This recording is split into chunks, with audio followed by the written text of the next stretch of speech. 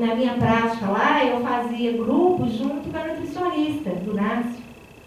E era muito interessante, e ela era bacana porque a gente se completava assim, algumas coisas, e ouvir no grupo com os usuários no território a questão da nutrição e a gente poder ponderar a questão da participação minha, do meu desejo da mudança, de fazer esse momento da mudança da vida, que a gente ia poder completar, era muito interessante.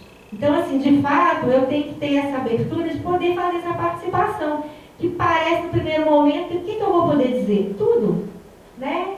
Agora eu tenho que realmente ter coragem de estar entendendo aquele contexto para que eu possa contribuir, para poder realmente fazer a participação. Por favor. Então, assim, essa questão da articulação, né?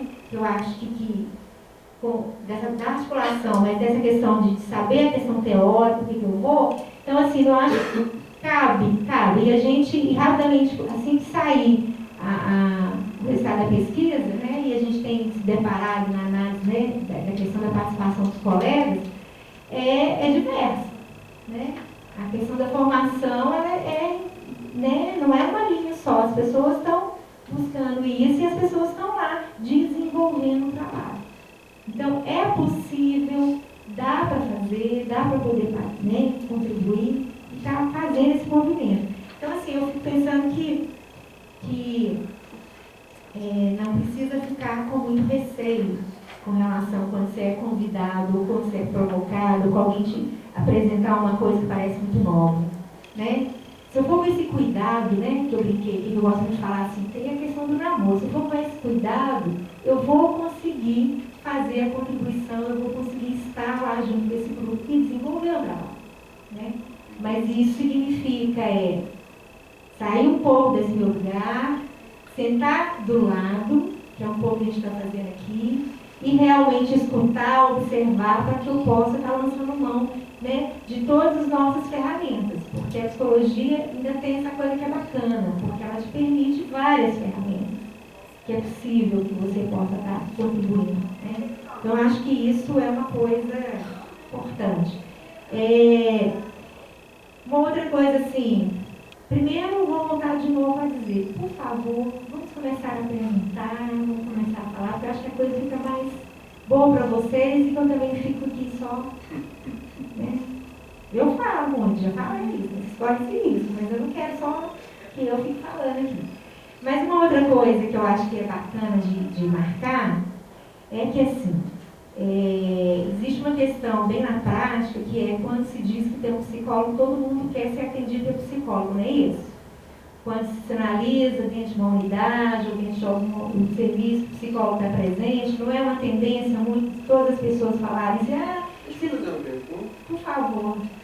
Quem já teve na vivência de um centro de saúde uma pegada de estar numa estratégia de saúde da família? Eu hoje mesmo estive lá, eu sou conselheiro tutelar de Nova York, e hoje a gente teve uma reunião de rede, né? Escuta, gente. Eu acho que escuta, eles porque tem gravação também, né? Se interfere, não interfere. Qualquer coisa eu coloco o gravador aí atrás, aí dá pra... Tá. E nessa reunião de rede, eu estou captando aqui, justamente foi muito bacana, viu? Foi o meu primeiro caso em reunião de rede, e envolvendo isso. As pessoas chegam ao paciente tutelar e falam assim, que tem psicólogo? Aí eu falo, não, a gente, nem se um conselheiro tutelar for psicólogo, a gente não exerce essa função de psicólogo. Então a gente tem que caminhar para o CREAS, para o CRAS, independente do caso, a gente tem que encaminhar. E hoje foi essa discussão de rede, que eu estou vendo aqui a questão da atenção primária, justamente porque é uma família totalmente precisando, deste caso, do acompanhamento do psicólogo, desde o filho, a mãe e o pai. Então, assim, isso é muito bacana de se tratar, pegando o caso de rede, que eu estou vendo que você colocando muito isso. A partir do momento que você entra para esse meio, você tem que saber lidar com todo mundo. Como é que você chama? Pedro. Pedro. E quem usa o sistema de saúde público?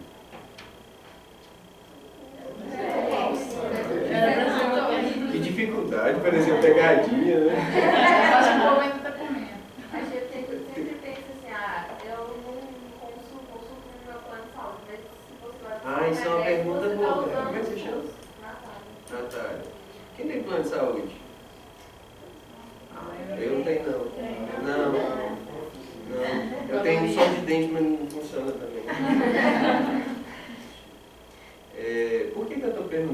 sabe, assim, porque eu fico me perguntando, assim, o que será que motiva esse tanto de gente estar aqui querendo saber de atenção, sabe? E você está aí dizendo com uma riqueza de vivência, né, assim, vocês estão sacando que a bichinha viveu o trem, né?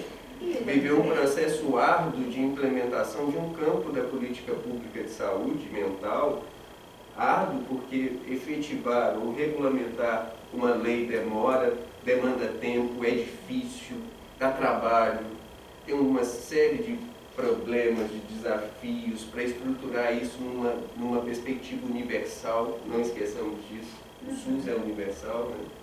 Esses princípios do SUS, lembra, né? Pode saltear. Como é que estrutura isso? Como é que garante uma assistência de qualidade com essa pegada que Márcia está dizendo, com essa intensidade? Né? Eu acho que ela está provocando vocês por aí, né?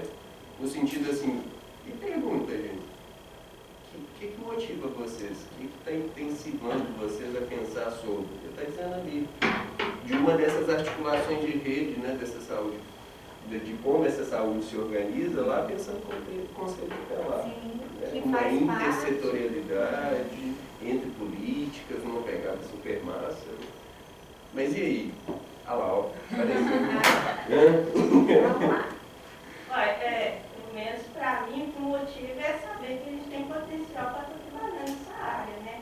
Deslocando dos consultórios, da elite, para uma coisa que seja o mais possível, mais real.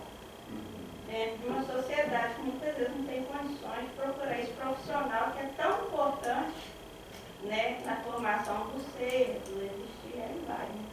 Então é o potencial que cada um tem. E essa vontade de querer estar inserido nesse projeto, né, nesse propósito. Como é que você chama? Patrícia. Patrícia, de fato, a gente, se vocês começarem a ficar mais atentos, a gente está vivendo um momento na psicologia que essa acessibilidade, ela ganha uma outra roupagem. Quando a gente vai fazer parte de uma equipe de proteção primária, você está oferecendo uma possibilidade da gente poder fazer uma intervenção a tempo, né? Da questão da diferença, porque assim, quando eu comecei a falar e interrompi, porque existe um senso comum, né? Que aí a gente estava falando a questão, assim, todo mundo acha que todo mundo precisa de psicólogo. A gente tem que pôr uma vírgula, 2 pontos, etc. A gente que vai fazer essa barra, né? Por quê? Porque a gente também tem um compromisso de barrar que as pessoas não sejam patologizadas. Então, olha o outro contraponto da coisa. Então, a delicadeza. E você está num lugar, em um momento, que isso é possível de fazer. Então, sabe que a pergunta deve estar me fazendo pensar? A gente dá conta de falar, o que a gente faz? Aí que a gente tenta buscar ferramentas para que essa realidade seja possível. Né? Se alguém chega e pergunta, o que o psicólogo faz aqui? Ainda mais na atenção primária. O povo chega lá caçando médico, cadê o médico? Passando mal. O que a gente faz com isso? Como é que a gente acolhe essa demanda? Como é que a gente produz nesse território onde a vida de fato acontece, onde há uma concretude, uma relação possível, né? Onde a gente escapa dessa pretensa clínica que foi construída na nossa cabeça ao longo de anos. E a gente, por incrível que pareça, fica repetindo esse troço, né? Assim, quase como sermão da montanha. Toda aula. E na verdade, quando você está no território, uma coisa que você não pode deixar passar e tem que ficar atento, porque tem um atravessamento das demandas sociais. Não é? Nós não estamos lá na porta de entrada, não é lá que as pessoas vão viver as suas dores. E as dores, a gente sabe que aparecem no nosso corpo, são diversas dores, né? Você está vivendo lá, na verdade, que você está triste porque está difícil a convivência com seu filho, está triste porque você perdeu o emprego, seu marido perdeu o emprego, como é que você vai viver isso? Né? Está triste porque a mãe está muito doente, você não sabe como ajudar. Então começa várias outras coisas a acontecer na vida daquela pessoa e tem muitas coisas que é uma questão social.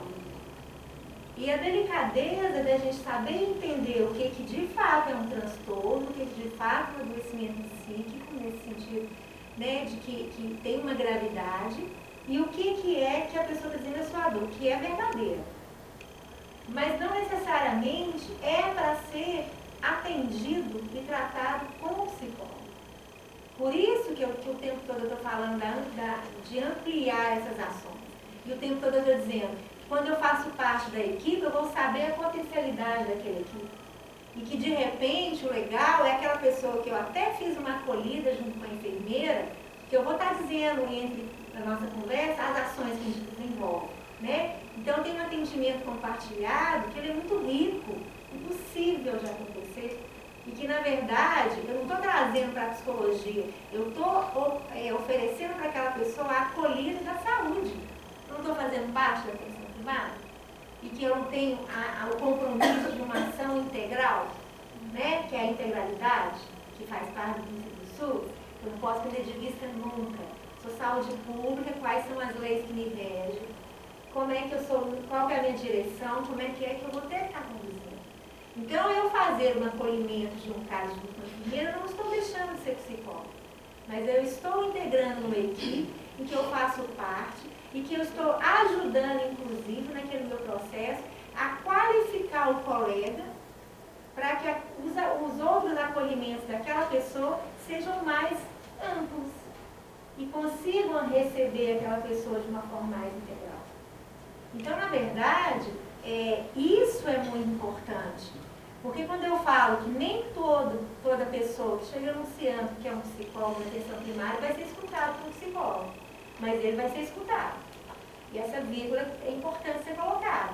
Porque como que funciona normalmente na atenção primária? O acolhimento, né, isso rege lá na organização do serviço, então o acolhimento é feito pelo enfermeiro. É isso, normalmente? E a partir desse enfermeiro é feito todo o desdobramento de como é que vai ser conduzido o caso daquela pessoa, na sua diversidade de necessidades. Inclusive, caso o enfermeiro identifique questões, inclusive a questão da psicologia. E a partir dessa acolhida e identificado a questão e percebido alguns sinais, é feito a discussão do caso, que é uma outra ação que todo trabalhador da psicologia que vá para a atenção primária, a gente exercita isso, que é discutir o caso que acontece junto com a equipe. Então, a partir dessa discussão é que a gente vai desenhar uma coisa que é muito importante, que parece complicado, mas que faz parte da identidade da atenção psicossocial, que é um pouco dessa ação que a gente faz lá no campo, não é essa a nossa lógica? Que é a questão do projeto terapêutico singular. Que por mais que eu esteja numa complexidade, por mais que eu possa não oficialmente escrever no prontuário dessa forma padrão, mas isso eu tenho que ter comigo quando eu estou discutindo aquele caso. Porque a partir da composição da compreensão da situação é que eu vou definir qual vai ser a minha estratégia. Eu sozinha vou ficar nesse caso, ou eu vou precisar do conselho, ou eu vou precisar da escola, ou eu vou precisar fazer uma intervenção lá no meu colega da saúde, que é do DST. O que de fato vai acontecer para que eu consiga estar desenvolvendo uma escuta integral daquele sujeito? Que é esse o movimento que eu faço no meu dia a dia. Por isso que não é simples. Né? Por isso... Pode? Tem uma parte muito legal, a questão também da conscientização da população em procurar um psicólogo. Porque, como ele disse aqui, chega a pessoa lá e fala, tem um psicólogo aqui? Porque isso até criança, é criança. Ela tá, né, tipo assim, às vezes vive uma situação e tal, muito problema familiar e tudo. Então, né, a família procura que alguém fale, nossa, eu sou um psicólogo. Eu falei 1000 vezes, né? Um colega de trabalho, nossa, eu deveria levar e mas assim, eu acho isso muito legal. Igual vocês falaram, a psicologia é uma profissão nova, né? Assim, deve ter anos e tal. Eu acredito muito, até porque eu já sou não sei se ainda há, mas havia um preconceito com o psicólogo. Se você vai no psicólogo, você é doido, tipo assim, né? E não. Né? Tipo, inclusive, eu sou do interior, do interior e tal. E eu já fiz psicoterapia e tal. Inclusive eu mesmo procurei, eu tinha 14 anos na época. E familiares meus, por que você está indo? E foi pelo SUS, foi meu secretário de saúde da universidade e tal. E pessoas da minha própria família falaram, por que você está procurando psicólogo? Você não tem nada, você não sabe, assim. Você não é doida, né? Você não é doida, né? Então, tipo assim, eu sempre percebi que esse preconceito é outra coisa que eu ia falar. Como que se dá esse trabalho de vocês, assim? Porque cada psicólogo geralmente não segue uma corrente, um comportamental, outro psicanálise e tal. Então, vamos supor que uma equipe, um segue psicanálise, outro segue comportamental e tal. Parece confuso, né? Porque Esse tanto de corrente, ainda mais eu acho que corrente. Nossa, e falando isso ainda, me deu uma sensação horrorosa de ruim, assim, corrente. Divisão. Corrente. Coisa horrorosa isso da gente se pressupor, né, preso em alguma medida, mas ao mesmo tempo, né, gosto muito da ideia de pensar em ferramentas, né? Nós somos psicólogos antes de tudo, né? Em alguma medida as formações são generalistas. Algumas graduações optam por oferecer alguma formação mínima. Claro que isso implica numa amplitude de todas as correntes e propostas teóricas, filosóficas, e aí eu acho que vai para o campo de como o psicólogo se constrói e constrói os seus processos clínicos, né? Como que ele estabelece o seu trabalho clínico, de que maneira ele vê a sua inserção no campo de uma política pública. É isso que Márcia está dizendo.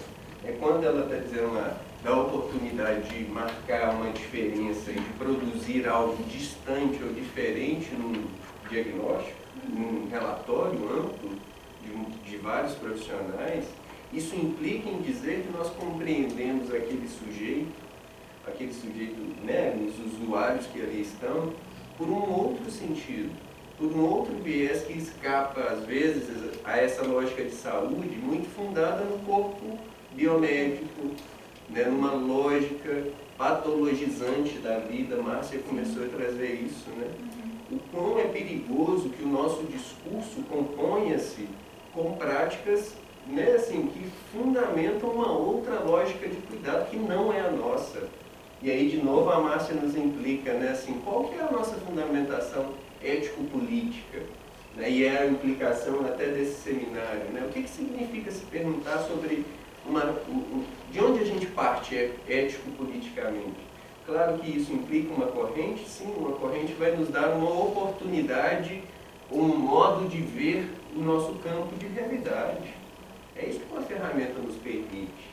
Né? Como é que eu opero, faço determinados atos clínicos, né, de cuidado, de escuta, né, daquilo que eu ofereço, de acolhimento.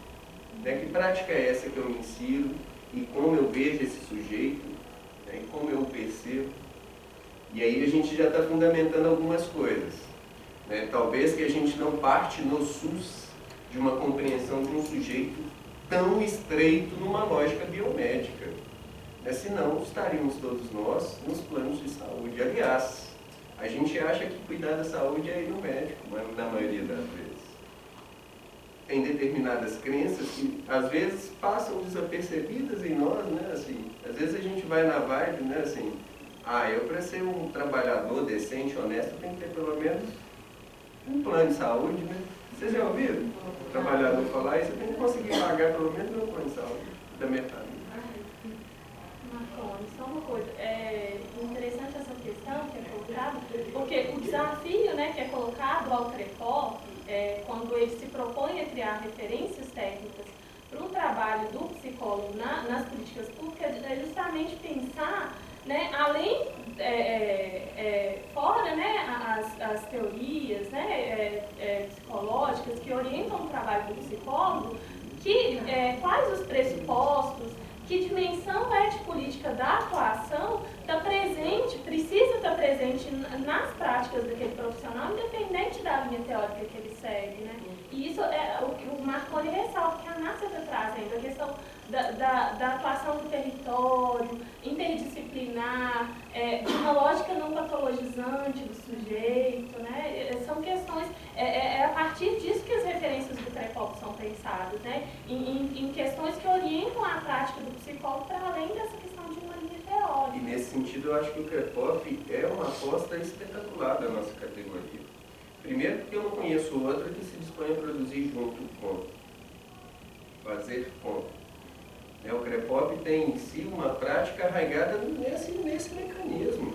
Né? Assim, façamos aquilo que a gente tem enquanto convicção ética, enquanto convicção de prática juntos, na radicalidade de compreender que sujeito ético é esse que a gente estabelece, é um sujeito que está fundamentado numa lógica de direitos universais, é um sujeito que está, né, assentado na defesa da diferença, né, assim, na marcação radical dos diferentes modos de existência.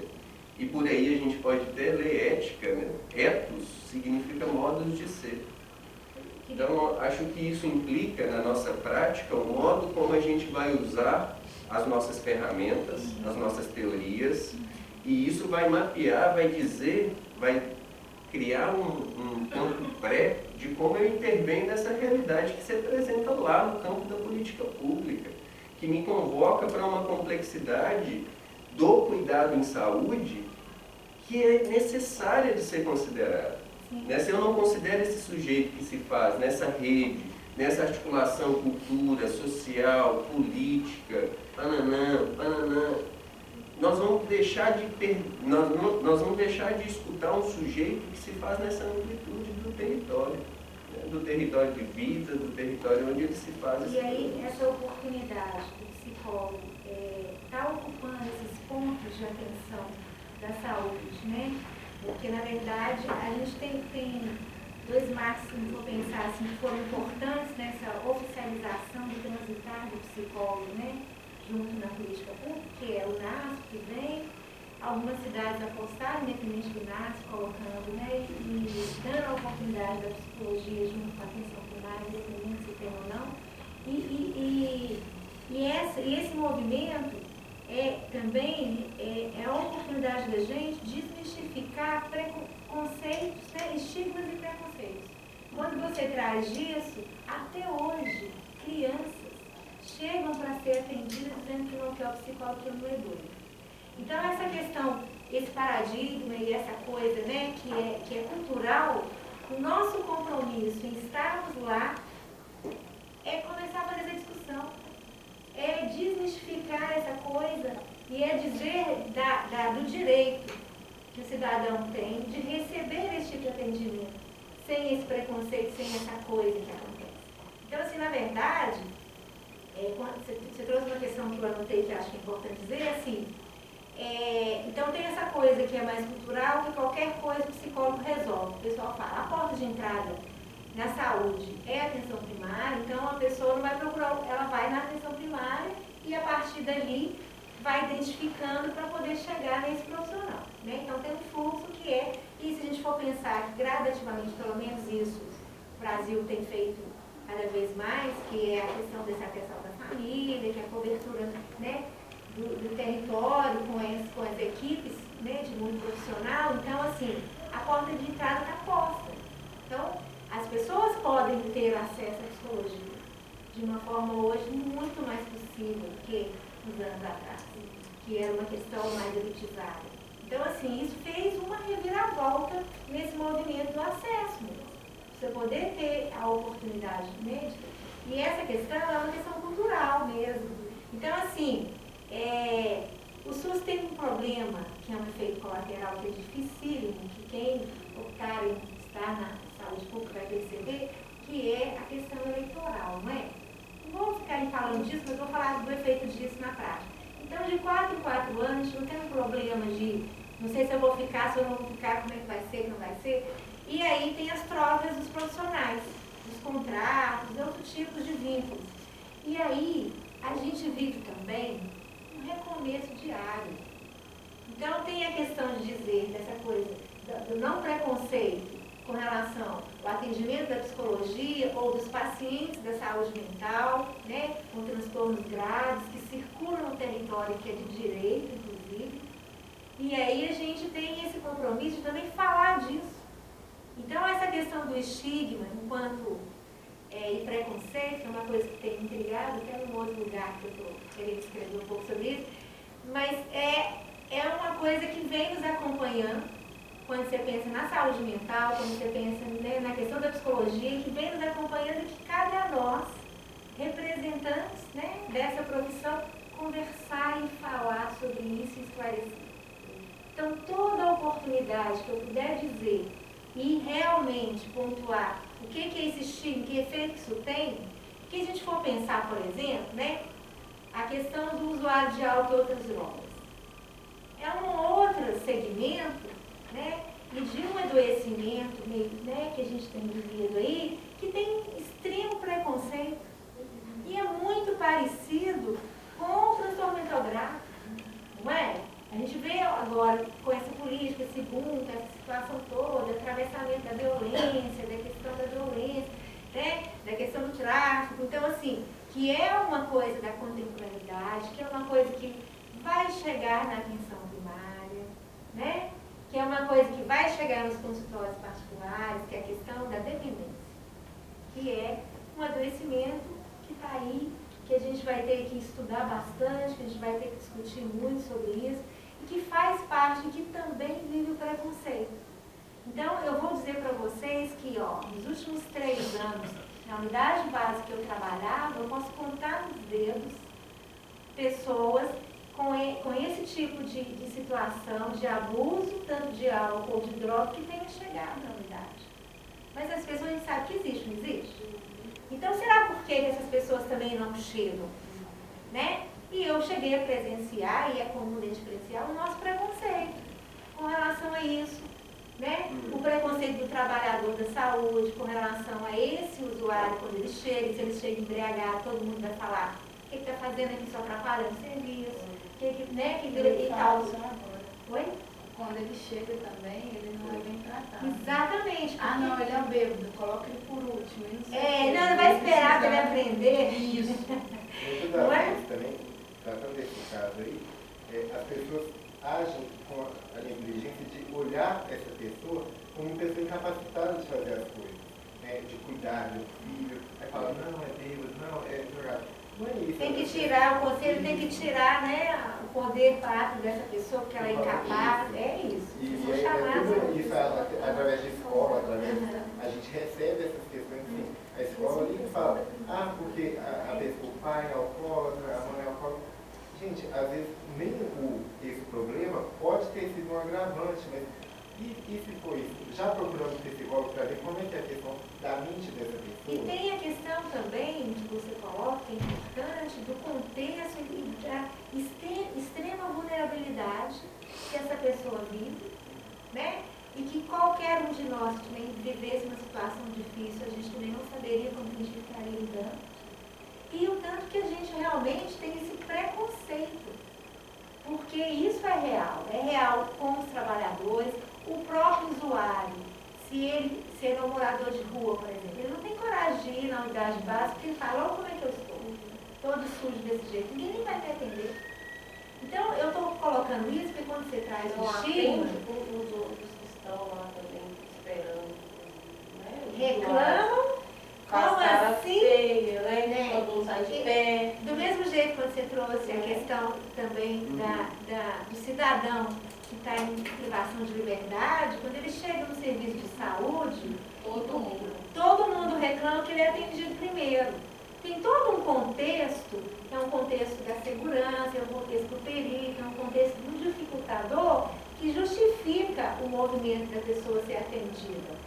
Mas isso também a população tem muita dificuldade. Então, quando você traz, quando você traz essa questão, e quando a gente vê lá na prática, aí você consegue ir dimensionando. Eu estou com medo de estar assustando vocês. O tamanho do trabalho que nós ainda temos e podemos contribuir. Não é que nós vamos puxar tudo, não é que a gente vai fazer isso tudo.